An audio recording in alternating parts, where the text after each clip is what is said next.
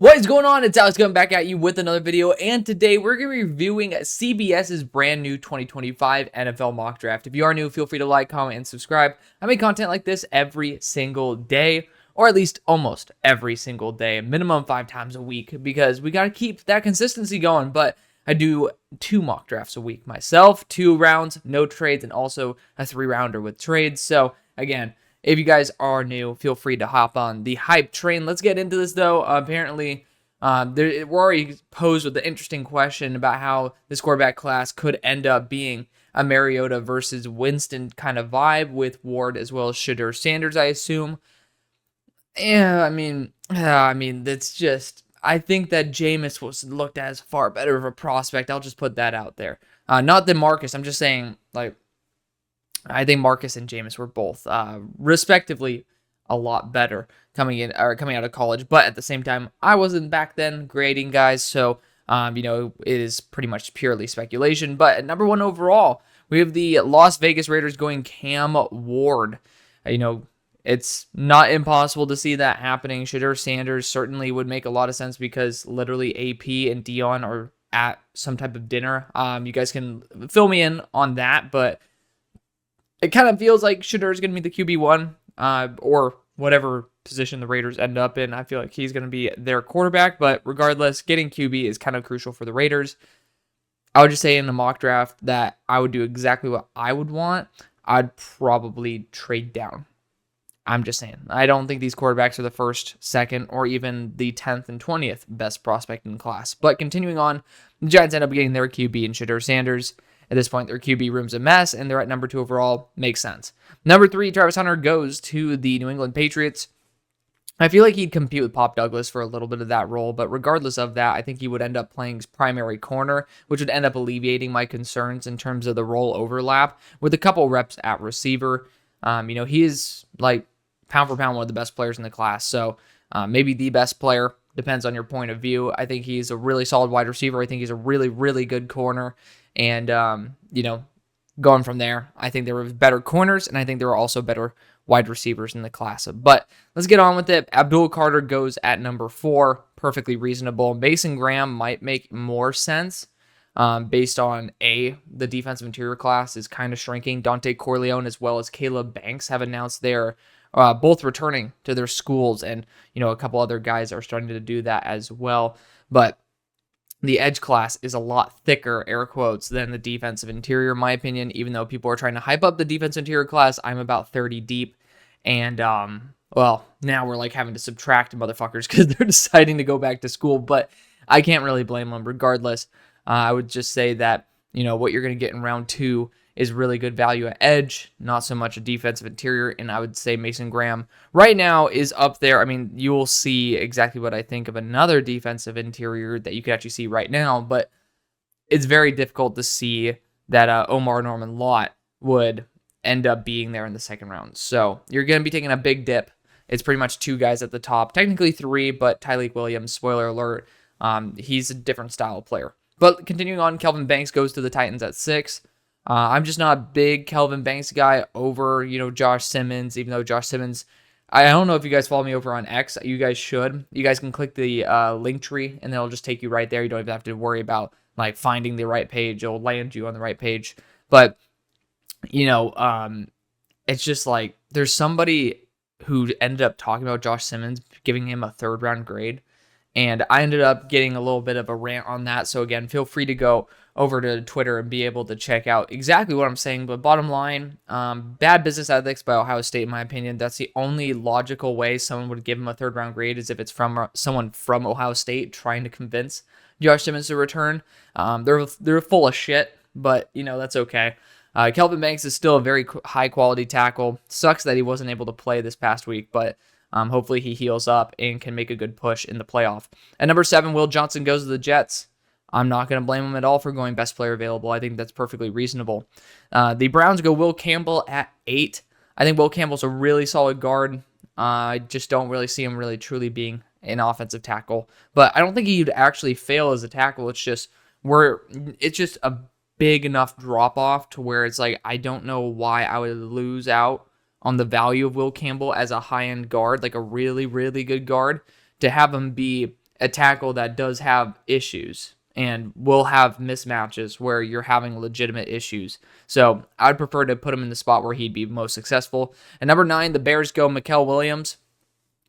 I don't see the need for that, if I'm going to be real. You have an early second round pick. There's a lot of edge rushers in this class. Mikael Williams is not special in any way, shape, or form based on his production this year. I'd prefer for him to go back to school and actually be worth this selection because he has all the talent in the world. It's barely coming to fruition. Coming off a 5 pressure game is awesome. At the same time, it's not just because he's reached his peak form. Like, he has a lot more room to grow.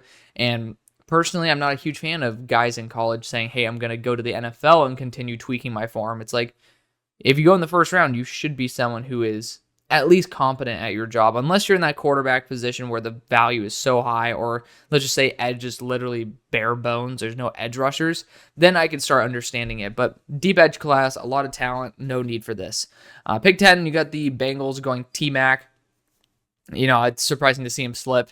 Not really going to comment on where he's taken, but if they end up losing T. Higgins, makes 100% sense. Nick Gordon goes to the Saints at 11. It's a pick I made myself. I'm not going to disagree with it.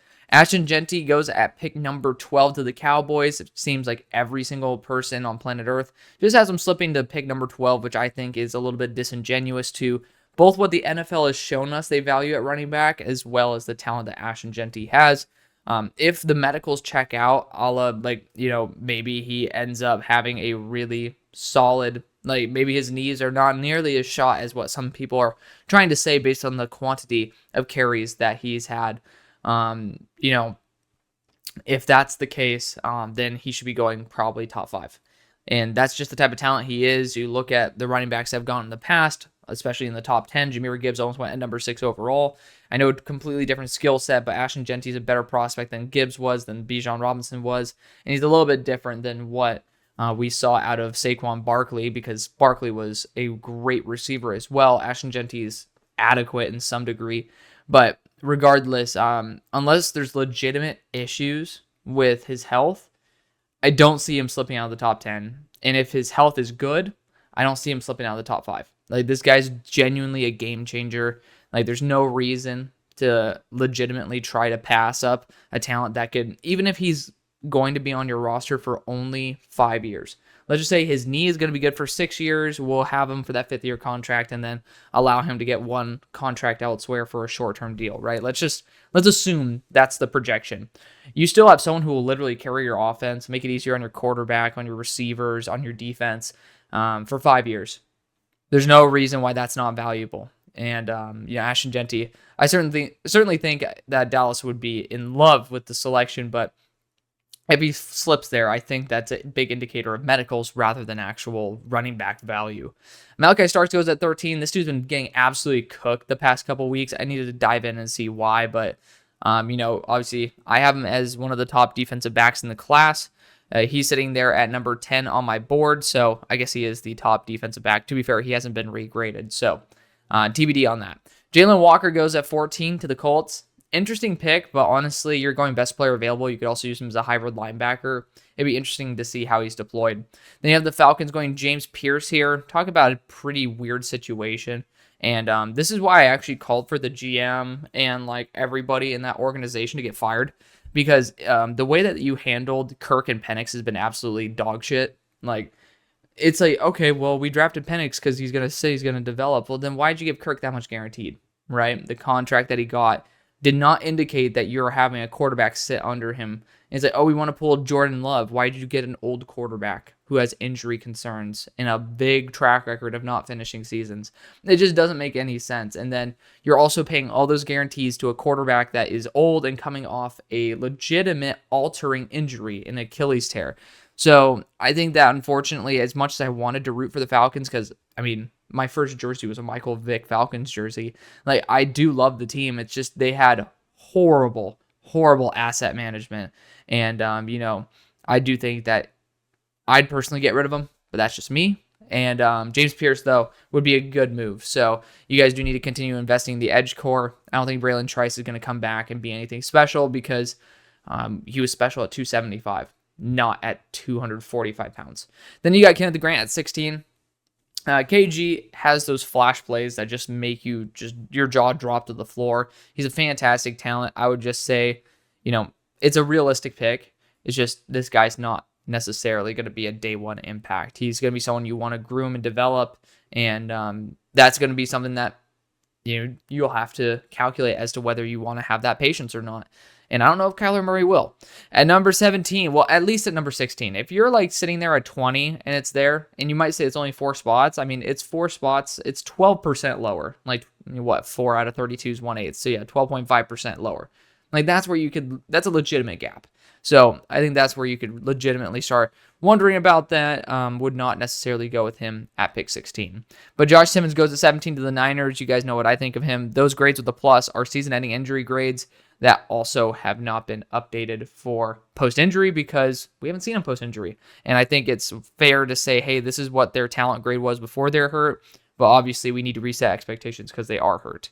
Ariante Irsay goes to the Rams at 18. I made that move several times, so I'm not going to disagree. Shamar Stewart declared for the draft today or maybe last night.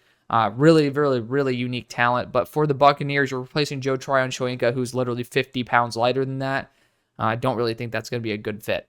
Then at 20, you got Shavon Ravel Jr. going to Washington.